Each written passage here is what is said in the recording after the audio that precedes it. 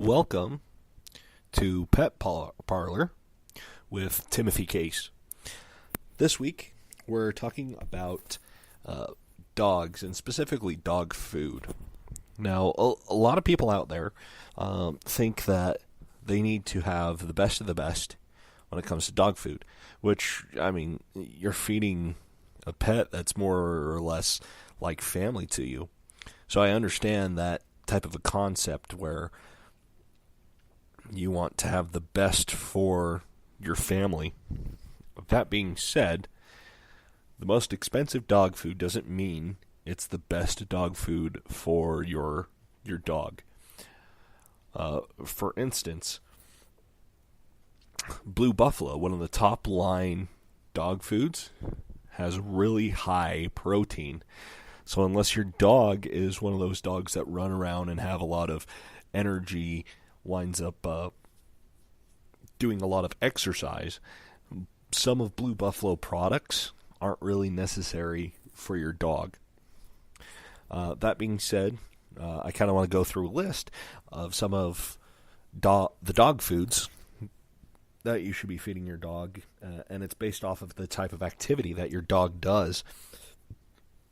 So, let's say you have a dog that's kind of a relaxed dog. Some dog foods that are actually pretty good for that can be sometimes weight management types of foods. If your dog is a little bit heavier for the type of dog that it is, then that's probably what I would suggest, is going with a weight management food, or a healthy weight food. And some of the cheaper brands out there that make that is actually Hill's Science Diet. Now, a lot of people have this connotation that Hill's Science Diet is one of the most expensive dog foods out there, but that's kind of a misnomer.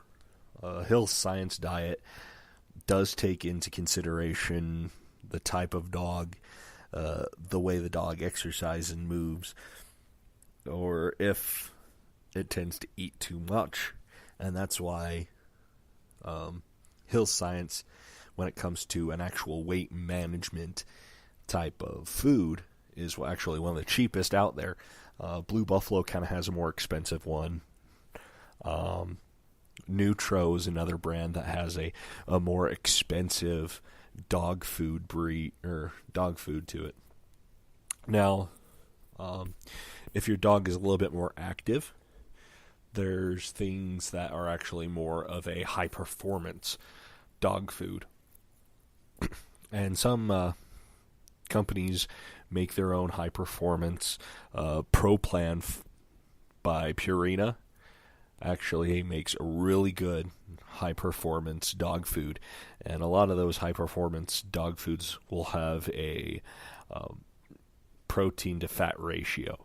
So they'll say like 30-20 or 20-10 or 30 or 40-10, which is the amount of protein, which is the beginning, the 30, and then 20, which is the amount of fat that's in that food. And then the rest is actually filled with like grain stuff for the dog. That being said, don't get deterred from grain. A lot of people have been going to a grain-free with everything, mainly because this whole gluten-free diet or gluten-free allergy that people have, which if you have an allergy to gluten, I understand. You know, being a person that has an allergy myself, it's kind of a thing that we have to look at and see, okay, I can't have this, I can't have that. But saying that grains are entirely bad for your dog is kind of a negative misnomer. Dogs are actually omnivorous. If you see how the skull structure of a dog, you'll see the molars do have points where it tends to eat more meat, so it has kind of sharper points, but it also has a little bit more flatter points like a regular molar to allow for grinding motion. So they can eat vegetables. It's not bad for them. It's actually very good for them. And they can eat grains. That being said, if your dog does have an allergic reaction to grain food, actually start with formulas that have rice first, because it might be, strangely enough, a gluten allergy, and rice doesn't have gluten in it. So when they use rice as that filler grain, it's a lot more sensitive for the dog, and it's a lot easier to digest. That being said, if your dog is kind of somewhere in between, personally, it's not really too bad to use Purina Dog Chow or Purina Kibbles and Bits. Pedigree is one of the cheaper ones, and Iams. Iams tends to be a kind of a mid-range if you don't want to go with Science Diet, and you want to spend a little bit more money rather than using or getting Pedigree, is Iams. Then you also have what's called generic brands. Great Choice is one that PetSmart winds up using. Another one is Attaboy dog food. There's some companies that actually just slap on a label generic dog food. Those tend to be the cheapest, and it's a very basic formula. It's usually a chicken or beef flavoring with grain, like oats or corn. They try to stay away from corn as much as possible because corn does tend to fatten up animals, especially when it comes to dogs and omnivorous and herbivores. It tends to fatten them up because of the high sugar content that's in corn. Had a brain fart there for a moment. Another thing that you can look forward to if your dog is really high activity is a complete grain-free diet. Now, there's a couple of ways you can do that. There's dog foods, dry dog foods, and canned dog foods out there that have a completely protein-packed. What you'd probably be looking for is called an LID, which is a limited ingredient diet, which pretty much means it'll have one source of protein and a thing to keep it all together, especially if it's a dry dog food.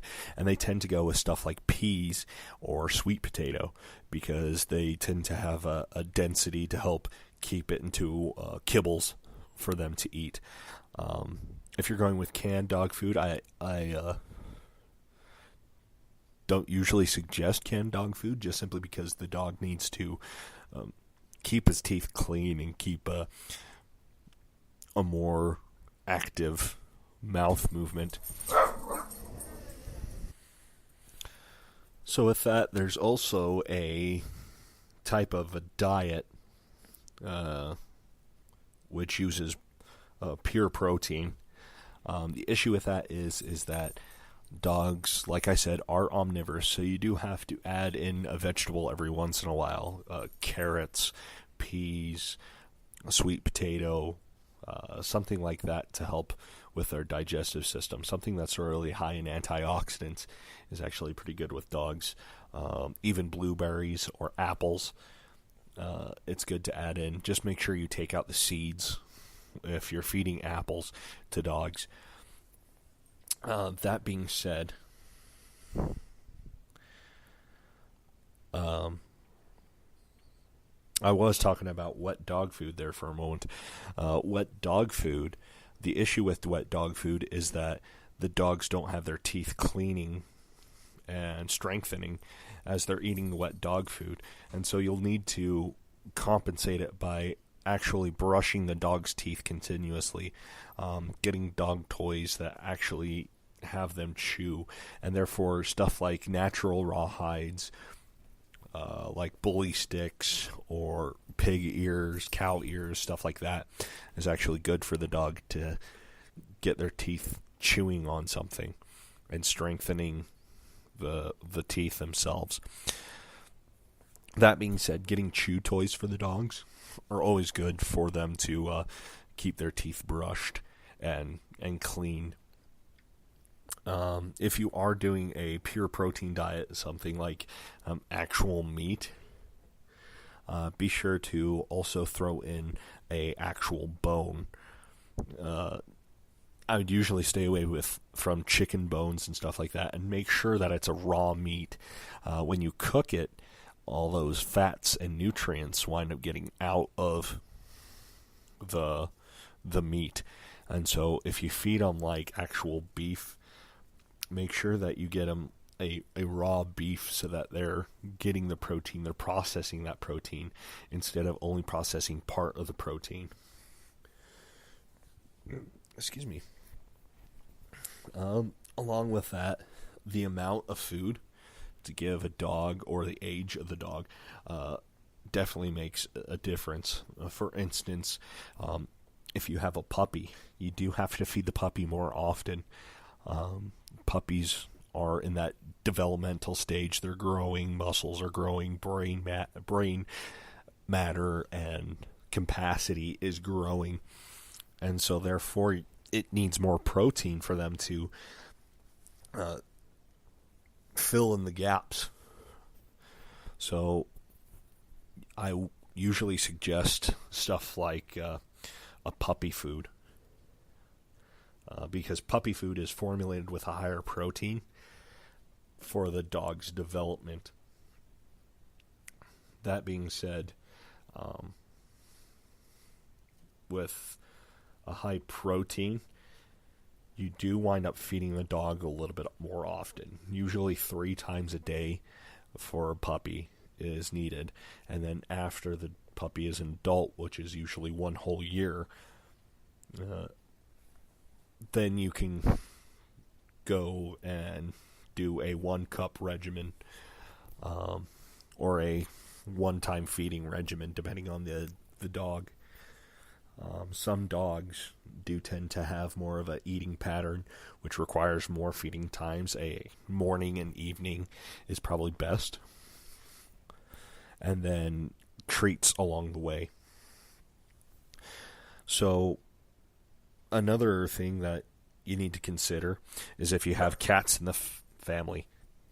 So if you have cats in your pet family, make sure that you're not feeding the dog cat food, because cat food is a very high protein. Cats are naturally carnivorous.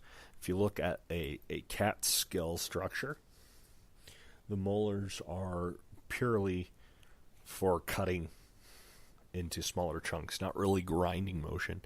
That being said, cats can have vegetables, and it is also good for them to have vegetables. If you get a grain-free cat food, it's going to be the same way, where they're using peas or sweet potato for the filler. So those things are okay for cats. But nevertheless, a high protein, it's a very high protein, and it has a chance to fatten up dogs when dogs eat the cat food. Some dogs actually don't have much of a control when it comes to that, and so they wind up overeating. That's also the reason why you need to feed them at certain regimens and make sure that you're feeding them the right portions.